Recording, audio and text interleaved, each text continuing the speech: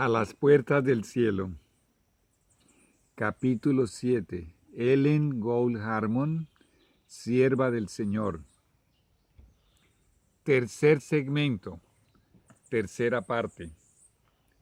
Quiero leer el penúltimo versículo del último capítulo del último libro de la Biblia. Apocalipsis 22:20. El que da testimonio de estas cosas dice: ciertamente vengo en breve. El que da testimonio de estas cosas dice: ciertamente vengo en breve. Jesús está diciendo: yo estoy dando testimonio. Es el testimonio de Jesús. El libro del Apocalipsis, obviamente, también es el testimonio de Jesús, porque finalizando el libro, el mismo Jesús dice que Él es el que da testimonio. Si Jesús es el que da testimonio, ¿qué es? Es el testimonio de Jesús. Ahora yo quiero que nos concentremos en la promesa. Ciertamente vengo en breve. O sea, sin ninguna duda, con toda seguridad, con absoluta certeza, el Señor Jesús está regresando y ya estamos a las puertas. Entonces, tercer segmento, capítulo 7, y vamos pues para la pregunta número 4. Pregunta número 4.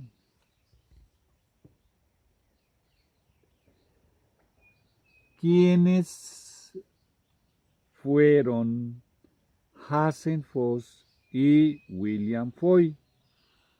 Allí en la respuesta tú puedes ver, fueron dos visionarios que recibieron visiones del Señor antes de que Elena recibiese su primera visión. Y aquí dice narrar. Bueno, habría mucho que contarte, pero se resume en lo siguiente. William Foy era un hombre de color y él era muy acuerpado, muy fuerte y muy alto.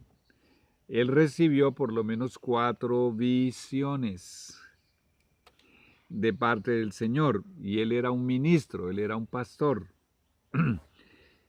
Y no tenemos ninguna información ni en la historia, ni de parte del mismo William Foy, ni de la sierva del Señor, de la razón por la cual el Señor no le continuó dando visiones.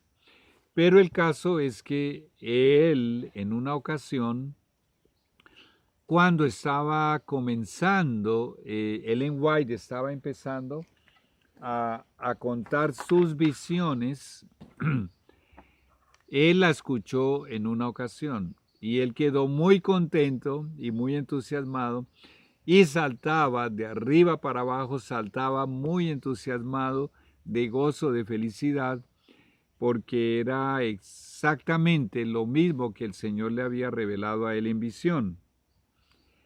Y el caso de Hazen Foss. Hazen Foss también era uno de los integrantes de los, llamémoslo así, de los escuadrones mileritas. Él era un predicador milerita, era un joven muy talentoso, estudiado, que sabía mucho, y el Señor le dio una visión para que obviamente se la contase al pueblo. Esto fue obviamente después del chasco de 1844. Pero él no quiso hablar. Él no quiso contar esa visión. Porque, a ver, el diablo conoce también las profecías y las conoce muy bien. Y él sabía que Dios levantaría por la información bíblica Él sabía que Dios levantaría la última profetisa en esa época, en esos días. ¿Y qué fue lo que él hizo? Solo en Estados Unidos se cree que el diablo le había dado visiones y sueños a más de 500 personas. Y cuando se veía la vida y la obra de esas personas, era algo deplorable.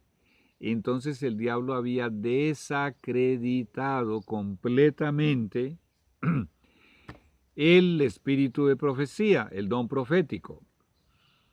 Y cuando Hassenfoss escuchó la orden de el guía celestial de que contara a otros lo que Dios le había revelado, él se acobardó y se intimidó, y le fue repetido en otras ocasiones, pero él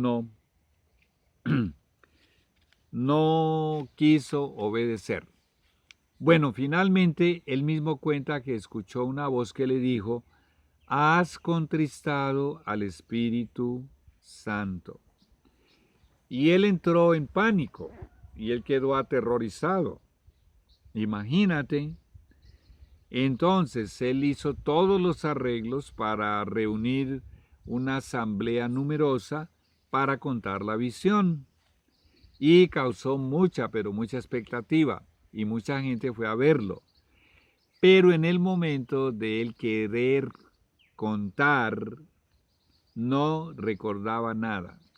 Dios lo había retirado de su memoria. Hizo varios intentos, cada vez con auditorios más pequeños, y no pudo recordar nada. Cuando en una ocasión la señorita Helena Gold Harmon narró su primera visión en una pequeña iglesia, Hassenfoss escuchó todo lo que ella narró y después la buscó, y Hassenfoss le dijo lo que le había acontecido a él y le recomendó: obedece al Señor, obedécele al Señor y sé fiel, y la corona que podría haber sido mía será tuya. Hassenfoss vivió hasta los 95 años de edad, pero después de lo que le aconteció, él perdió todo interés por cosas espirituales. Muy bien, vamos para la quinta pregunta.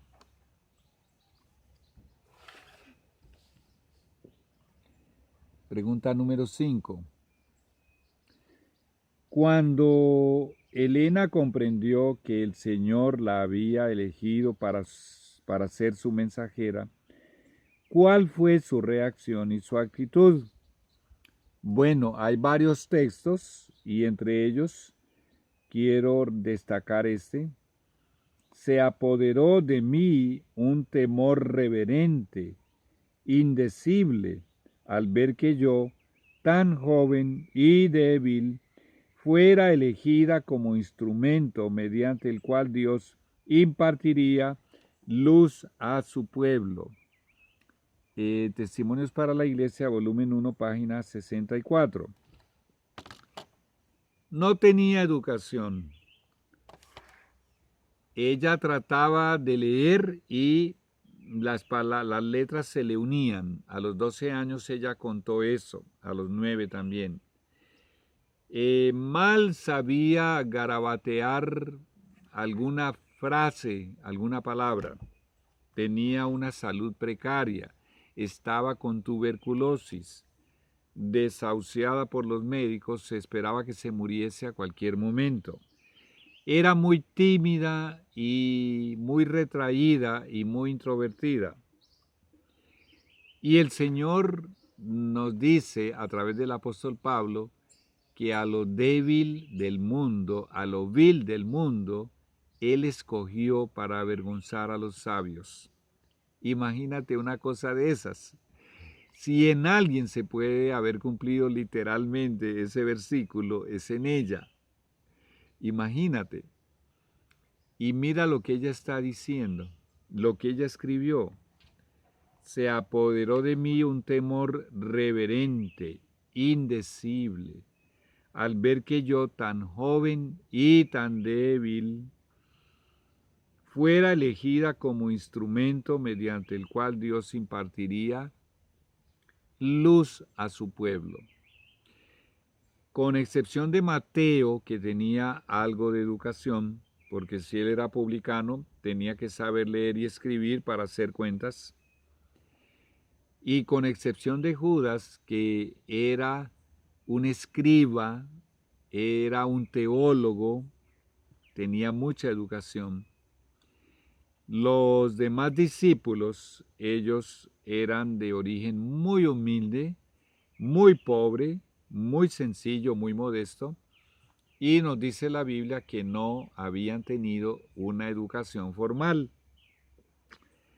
Bueno, y tenemos una profecía de la profetisa que viene de Dios cuando vengan los acontecimientos de la gran tribulación. La profetisa recibió esta revelación de parte del Señor. Muy pocos de los que son doctores y tienen títulos en teología, pastores y PhD en tantas cosas, cursos y posgrados y diplomas, que serán muy pero muy poquitos los que el Señor podrá utilizar de entre esos eruditos. Utilizará algunos, pero serán muy poquitos. La enorme mayoría, la vasta mayoría, serán personas que no han tenido títulos ni diplomas y han tenido muy poca educación. La historia se repite. Vamos pues con la pregunta número 6. Pregunta número 6. Vamos a colocar aquí la pregunta número 6, la última, abajo.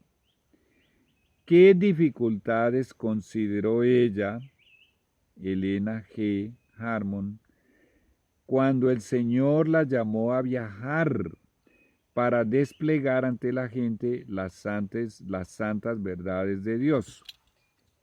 Viene un comentario a mi mente. Ella primero comenzó una serie de viajes a cortas distancias para hablarle a pequeños grupos de familias que estaban sin rumbo y estaban sin norte y estaban sin brújula y no sabían qué hacer ni para dónde ir. Y el diablo estaba multiplicando el espiritismo y el fanatismo y los movimientos pentecostales. A raíz del chasco de 1844, él aprovechó la apostasía del protestantismo para envenenarla con todo tipo de cosas diabólicas y fanáticas. Y el Señor la entrenó durante algunos años. Ella siempre iba acompañada o por su hermana Sara. La mayor parte de los primeros viajes fueron en compañía de su hermana Sara. Y algunos otros hermanos también solían acompañarla. Bueno, y esos pequeños viajes para hablarle a pequeñas congregaciones, a veces a una familia simplemente, fueron parte de un entrenamiento para que ella llegase a ser una gran viajera. Y realmente viajó mucho. Y estuvo en varios países de Europa y estuvo en muchos, pero en muchas ciudades de Estados Unidos, de una costa a la otra, y además estuvo 9 años en Australia. Y veamos cómo comenzó esto, pero recuerda la pregunta. ¿Qué dificultades, la pregunta número 6, consideró ella cuando el Señor la llamó a viajar para desplegar ante la gente las santas verdades de Dios? Tengo que decir esto en este momento, perdón que no lea todavía la respuesta. Ella cada vez tenía auditorios más y más numerosos y más numerosos. Llegaron a ser auditorios de cientos de personas. Y con el tiempo llegó a tener auditorios de 15,000, 20, 25,000 y más personas. Y en la época no había electricidad y obviamente no habían altoparlantes, no habían micrófonos. La voz de ella adquiría un poder y una potencia, como en los tiempos bíblicos, que, ¿tú qué crees? Cuando los profetas hablaban para miles y miles de personas, el mismo Jesús reunía auditorios de miles y miles. Los apóstoles, los profetas del Antiguo Testamento. La voz adquiría un poder maravilloso y todo el auditorio escuchaba clara y nítidamente lo que el profeta o el apóstol o el mismo Jesús o Helena Gould Harmon, después Helena de White, enseñaba, predicaba, transmitía, presentaba. Vamos a leer ahora la respuesta. ¿Qué dificultades serían esas? La número 6, por acá. ¿Cómo podría yo, una niña, ir de lugar en lugar para desplegar ante la gente las santas verdades de Dios? Ese pensamiento me llenaba de temor. Mi hermano Roberto, que tenía solo pocos años más que yo, no me podía acompañar porque tenía mala salud y era aún más tímido que yo. ¿Cómo te parece? Perdón. Opa, tengo que voltearlo aquí. Perdón. Estoy leyendo de otro folleto acá sobre la mesa. Era aún más tímido que yo. Bueno, creo que estamos por ahí más o menos. A ver si lo logro dejar quieto. No había nada que me hubiera podido inducir a dar ese paso. ¡Wow! Mi padre debía trabajar para sostener a su familia, por lo que no podía abandonar su negocio. Recuerda que él era sombrerero. Él hacía sombreros artesanales de cuero. Sigamos leyendo.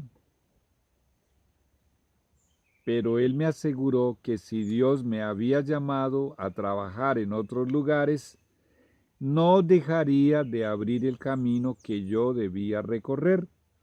Pero esas palabras de ánimo llevaron poco alivio a mi corazón desvalido. Bueno, ya vamos a recordar entonces que varias personas la acompañaron en varias ocasiones. Siempre ella estuvo viajando con varias personas que le acompañaban porque ella era muy débil. Ella vivía desmayándose, sufría vértigos, tenía una salud muy deteriorada. Pero cuando entraba en visión, ella adquiría una fuerza sobrenatural. Y la visión podía durar 15 minutos, como también podría durar más de 3 horas. Y durante la visión ella adquiría una fuerza sobrenatural. Y bueno, vamos a ver la pregunta número 7. Finalmente ella se casó el 30 de agosto con el pastor James White, ya lo comenté, y él pasó a ser su acompañante, que la presentaba y la llevaba y la cargaba en ocasiones cuando estaba muy débil. Vamos para la pregunta número 7. A ver si la encuentro aquí. Número 7, parece que ahí estamos. ¿Cuál era un gran temor que la oprimía y qué le dijo el Señor? Escuchemos lo que ella escribió. Testimonios para la Iglesia. volumen 1, página 66, párrafo 3 y 4. Un gran temor que me oprimía era que si obedecía el llamamiento al deber y si declaraba que yo era una favorecida del Altísimo con visiones y revelaciones para la gente, podía ceder a la exaltación pecaminosa y elevarme por encima de la posición que se me había llamado a ocupar, con lo que acarrearía el desagrado de Dios y perdería mi propia alma. El párrafo siguiente. Ahora suplicaba que si debía ir y relatar lo que el Señor me había mostrado, que fuera preservada de la tendencia de exaltarme indebidamente. Ahora escucha la respuesta de Dios a través del ángel. El ángel dijo: tus oraciones han sido escuchadas y serán contestadas. Si te amenaza ese mal, ¿qué mal? La exaltación pecaminosa. Si te amenaza ese mal que tanto temes, la mano de Dios se extenderá para salvarte. Mediante la aflicción, Él te atraerá hacia sí mismo y preservará tu humildad. Da fielmente el mensaje. Permanece firme hasta el fin, y comerás el fruto del árbol de la vida, y beberás del agua de la vida. ¿De qué manera el Señor la tocó a través de la aflicción? Por medio de enfermedades.